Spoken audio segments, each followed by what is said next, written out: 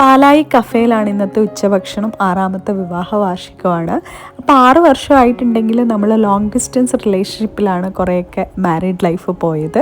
2 വർഷങ്ങൾ കൊറോണ കൊണ്ടുപോയി, 2 വർഷങ്ങൾ ഒരു അബ്രോഡ് വാസം കൊണ്ടുപോയി.